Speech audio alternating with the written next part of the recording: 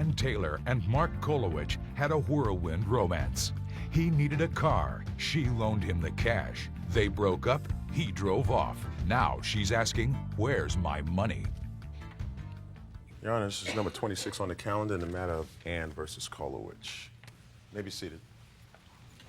Let me see if I can put succinctly what I understand from these papers. Miss Ann, you met the defendant.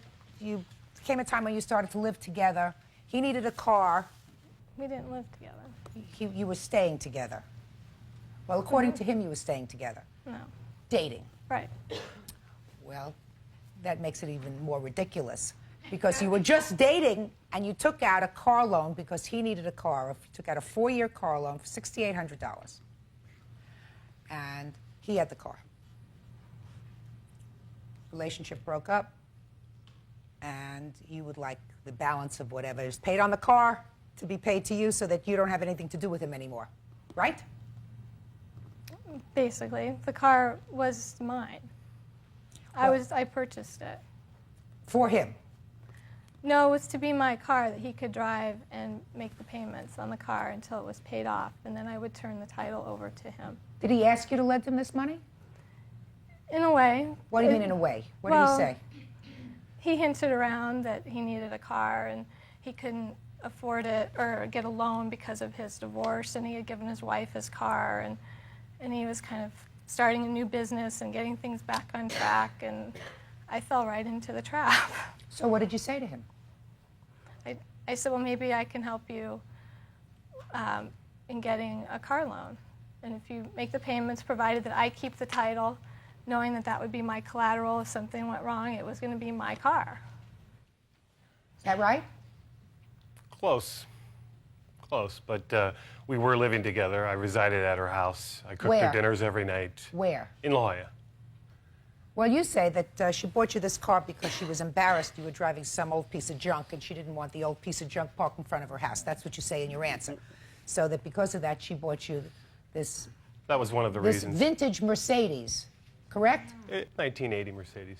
Now, according to your papers, you have a loan, a note. Can I see that, please? Show it to the defendant, please. That look familiar to you, sir? Yes, it is, but I never signed that. Well, let me see it.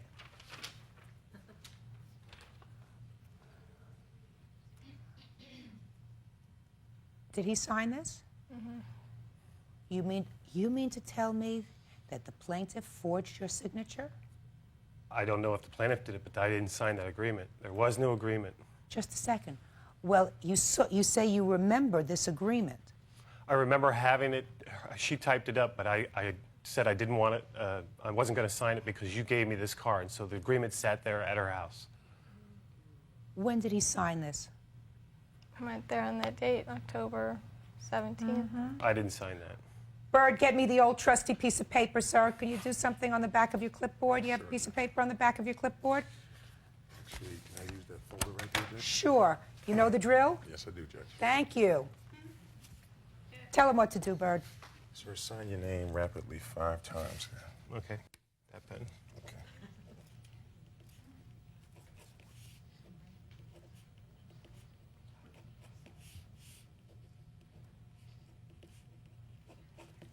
Now, the next thing I want you to do, sir, is I want you to take out your driver's license.